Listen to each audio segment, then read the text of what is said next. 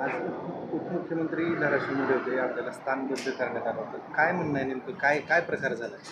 सर्वप्रथम आज धाराशिव जिल्ह्यामध्ये माननीय सर्वसामान्यांचे लोकनाथ, महाराष्ट्राचे लोकप्रिय उपमुख्यमंत्री एकनाथजी शिंदेसाहेब, आता शिवसेना मुख्य नेते, यांचं आज जिल्ह्यामध्ये मी सर्वप्रथम सर्व शिवसैनिक बांधवाच्या वतीने स्वागत करतो. आणि आज एकनाथभाई शिंदेसाहेब येणार आहेत. मागच्या नगर परिषद निवडणुकीमध्ये, मागच्या जिल्हा परिषदच्या झालेल्या निवडणुकीमध्ये ज्या पद्धतीनं तिकीट वाटपमध्ये तिकीट विकले गेले, तत्कालीन संपर्कप्रमुख राजन साळवी, ज्ञानराज चौगुले आणि अजित पिंगळे यांनी पूर्ण पक्ष, म्हणजे बघा जिल्ह्यामध्ये साधारणतः 55 जिल्हा परिषदच्या जागा आहेत.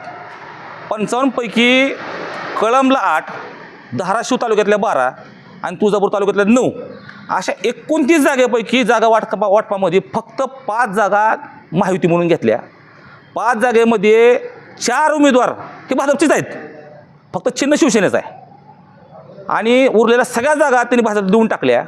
अशा पद्धतीनं त्यांनी जिल्हा परिषद देखील भाजपच्या घशामध्ये घालायचा घाट या प्रभारी जिल्हाप्रमुख ज्ञानराज चौगुले आणि साळवी यांनी केला.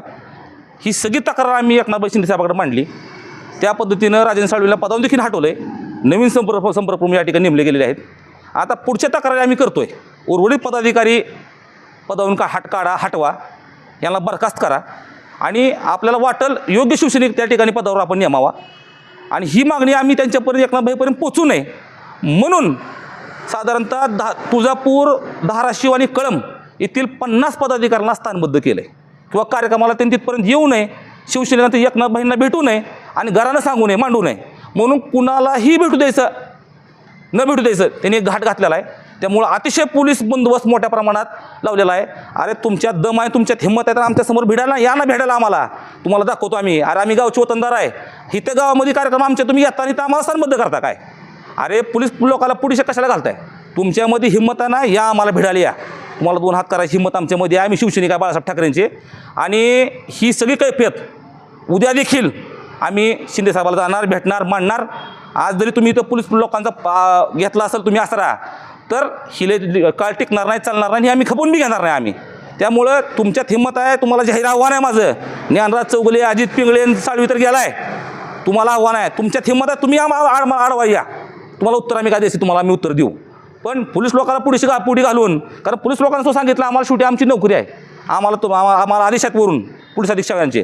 आता अधीक्षकांना देखील मी फोन केला आहे, पण अधीक्षक मॅडमनी फोन या ठिकाणी उचललेला नाही. मला मॅडमला एवढंच विचारत होतं की नेमकं कुणाच्या आदेशाने आपण कारवाई करताय, का कारवाई करताय? समजा काल नितीन पाटील या प्रकरणात बोलले, नितीन पाटील बोलले म्हणून आपण उर्वरित 50 पदाधिकाऱ्यावर कारवाई का करताय? प्रत्येक सरपंचाला, प्रत्येक पदाधिकाऱ्याला, उपतालुका प्रमुख असेल, विभाग प्रमुख असेल, त्या ठिकाणचा शहर प्रमुख असेल, त्या ठिकाणचा पदाधिकारी असेल, त्याला जाऊन तुम्ही घराघरात जाऊन पोलिस दडपण आणायला लागले, तुम्ही कार्यक्रमाला येऊ नका, तुम्हाला अटक करू, तुम्हाला कारवाई करू. अशा पद्धतीनं राजकारण चालत नसतं. ही लोकशाहीचं राजकारण आहे, हिटलरशाही हुकुमशाहीचं राजकारण नाही संपलेलं आहे आता ही. त्यामुळं ही उद्याची सगळी काही फेर आम्ही श्रीकांत शिंदेसाहेब असतील, एकनाथभाई असतील, ह्यांना आम्ही मांडणार आहेत. आणि याच्यानंतर पुढची आमची राजकीय काय भूमिका असेल ते आम्ही ठरवून आम्ही योग्य घेऊ.